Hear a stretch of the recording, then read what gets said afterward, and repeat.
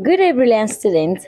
Welcome to week 3 of our English lesson class. My name is Miss Balogun Sandra, and today we'll be discussing on listening to lectures and taking notes, note-taking method, following exam instruction, and university and training note-taking skill. By the end of this lesson, you should be able to listen carefully, take organized notes, and follow examination instruction correctly. All right, so what's our objective of this lesson? I know for sure that by the end of this lesson, you'll be able to explain what listening to lecture means, identify effective note-taking method, apply different note-taking techniques, follow exam instructions accurately, understand note-taking skill required in university and training institution. All right, so let's quickly dive into the meaning of listening to lecture, which we all know that lecture is the taking of class and all that we understand. All right, so meaning of listening to lecture means paying close attention to spoken explanation. I said lecture means going to class, yeah? So now listening to lecture means what? Paying close attention to spoken words, explanation, identifying key ideas, writing important points quickly and correctly. So now in SS3, listening skill are very important for revision classes, external exam, like WAEC, NECO, JAM, JUPEC, and so on, and university preparation. So now we have different types of listening. The first one is active listening. The second one is selective listening. The third one is critical listening. So now what is active listening? Active listening is paying full attention and thinking about what is being said. Now, when you pay attention to what has been said, now you are not distracted. There is no distraction in this matter. That means you are actively paying attention to every point that has been stated.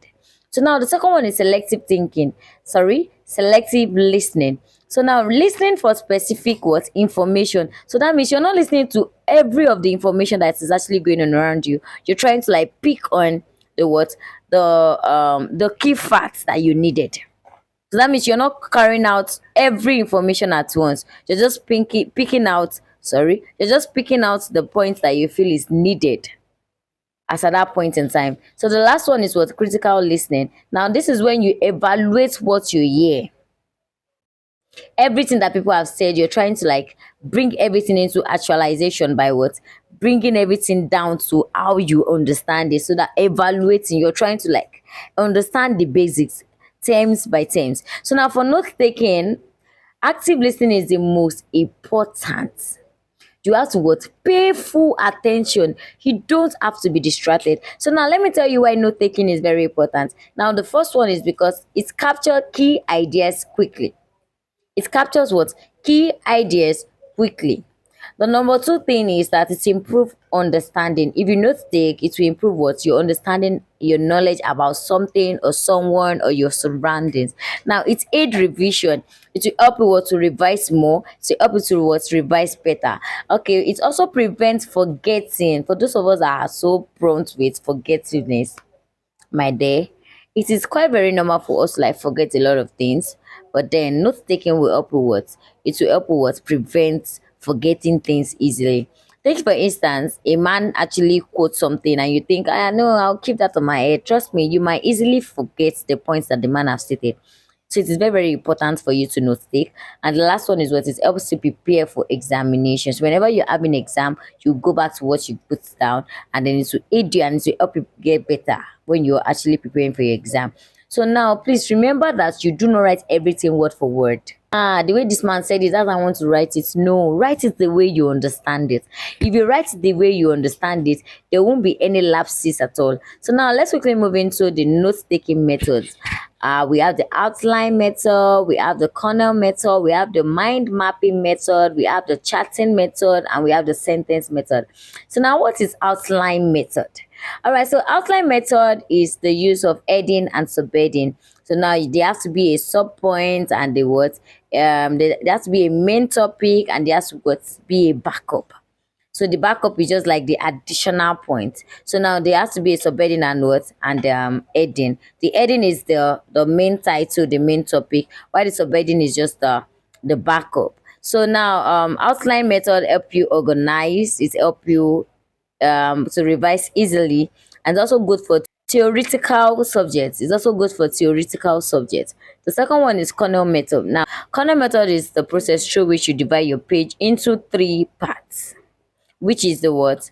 The keyword, the notes, and the summary. You bring out your keyword, you bring out the notes and the what? The summary. So now this method help you revise better. It helps memory and it's very, very effective in the university. In the university, no lecturer, no professor is going to wait for you. You just have to like bring out the keyword, you have to like note down the keyword, and then you have to go for the summary as quick as possible. All right, so we have the mind mapping method. Now, this method uses diagram. It has to entail the main point in the center, the branches for the ideas, and the sub branches for the details. So you have to use what? Diagram. You have to use diagrams to actually what? Understand every of these things. It can be in visual form, it can be in any kind of form that you feel is going to be an essential basics for you. So it has to be very creative as well, and it's also good for brainstorming. For so many of us that love to like brainstorm and all, mind mapping method is the best for you. All right, we also have the what? The chatting method. Now, this information is written in table form. So we have the row, we have the charts, we have so many like that. So we have to use what's the chatting method. We use the chatting method to what? To compare topic. Okay, if there is to be like a topic that you do not understand and you have to go and then work it out and all, we use the what? The chatting method for it. And it's also help you, it's the studying of history or any scientific subjects and all, and it also help you organize facts. Oh my god, when you use chatting method, it will help you with organize facts. All right, so the last one is what? Sentence method. So now sentence method help us write every important point as a sentence. As we all know, that sentence method is based on anything simple. It has to be very simple, it has to be very legible, it has to be fast, it has to be good when lecture is very, very fast. So now there are some lecturers that their paces are always very, very fast. They will not want to wait for you, they are not ready to wait for you, they're not ready to like explain things to you better the way you want it to be. So now you have to use what's your sentence method. That means you have to put every of the words in a very short and simple form. All right, at times it might not be well organized, right? So when it's time for your exam, you rearrange everything. All right, so now if we are to follow exam questions, sorry, if we are to follow exam instructions, so what do you understand by exam instructions? I know so many of us would be on our head. It's always like, now it's not the rules and regulations that they give to us. Yes, some message you're correct. So now, exam instructions are directions given to guide candidates on how to answer questions. How many of us have seen any examination question before? There is no examination question without any instruction. They will surely write it at the front of the exam booklet, so as for you to follow. Now, failure for you to follow the instruction can lead to loss of mark, because there are some instructions that will tell you not to write on the margin, and some of us will write on the margin because we want to use every of the spaces. Yeah, we want to use every of the spaces that we get to write everything as soon and as quick as possible. All right, so common exam instruction number one is answer only three questions. When you see that kind of instruction, answer only three questions, please, I beg in the name of God, only answer three. I know you're so brilliant, you're very intelligent, you want to show yourself. I know you're so brilliant, you're so intelligent, you want to show yourself. It is fine. It's fine to like want to show yourself, but please answer only three questions.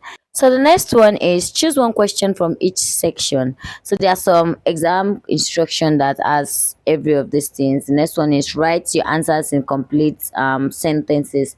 They will tell you the guidelines for you to follow so as not to make some certain mistake. Do not write in pencil, they will write it. They will even indicate that you must use one particular pencil, HB pencil, if you have to write we have to write with pencil. We indicated that I have to use HP pencil. You're not write with pencil, they will tell you the kind of color they want or something. So now answer in the space provided. It is very, very essential that whenever you want to write any external exam like that, you are not writing the margin. It is not good enough. So now students must read instruction carefully before answering. You must follow instruction, you must read instruction before answering any question. So now there are some common mistakes that students made.